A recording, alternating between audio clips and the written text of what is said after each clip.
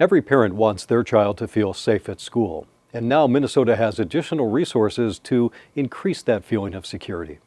Hi, I'm Bruce Gordon with the Minnesota Department of Public Safety, and with me today is Nancy Lageson, the director of the Minnesota School Safety Center.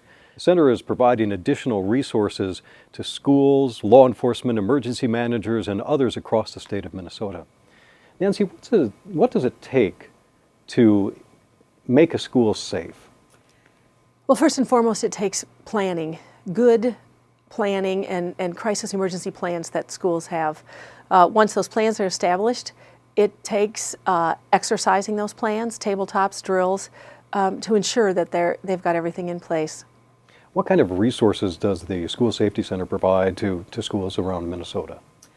Mostly training, and within that training, it is upgrades to crisis or emergency plans that all the schools have.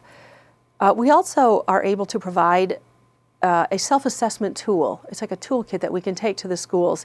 It is designed so that we can take it to a school district, and with a team of school personnel and first responders, they can go throughout the school to compare against that checklist whether or not the school is secure and safe and any upgrades they can make. Within that checklist also, it relies heavily on their crisis plan, and they can go back to that and make sure that they've got all areas covered. We're all too familiar with school shootings. They're in the news around the country, and unfortunately here in Minnesota, we've had two high-profile school shootings in Cold Spring in 2003 and in Red Lake in 2005.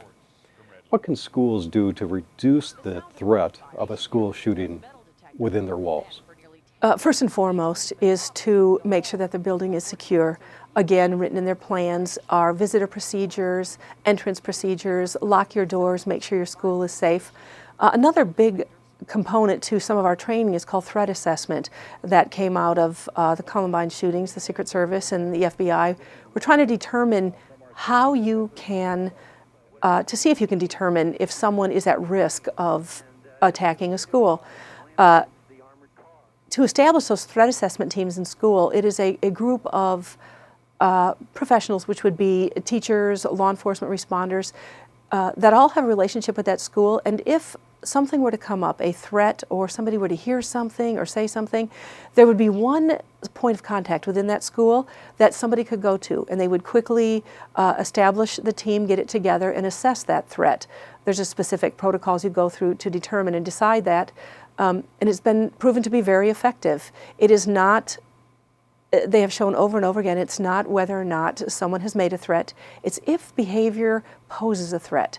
And based on that, threat assessment training has proven to be very successful. There are many other dangers besides shootings that schools must prepare for, everything from fires to natural disasters to chemical spills. How are your resources helping schools prepare for all hazards, and how often should the school districts be practicing or training for these kinds of hazards? The crisis planning and the all hazards crisis plans that schools put together should be all-inclusive of any disaster or any emergency that happens at a school. There's specific universal procedures, lockdowns, evacuations, reunification, that can be used in all instances. The bottom line is that to make a decision when something is happening in your school, it's only two decisions. You are going to stay or you're going to go. To stay involves locking down, locking the doors, locking out. To go means evacuation and possible reunification. So it's very simple and it covers all aspects. It's determining what hazard shows itself and then how they're going to react to it.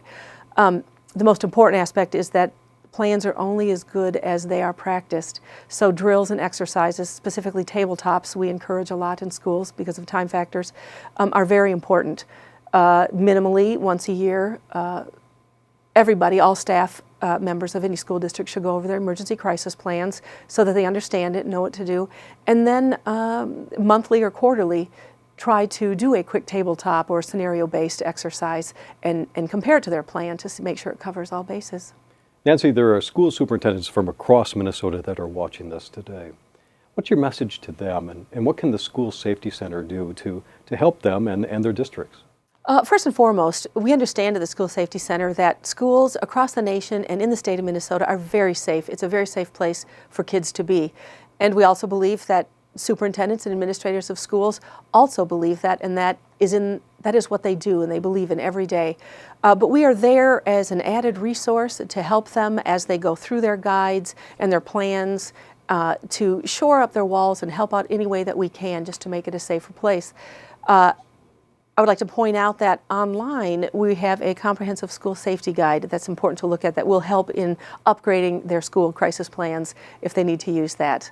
Nancy, thank you for your time today and for your work with the Minnesota School Safety Center.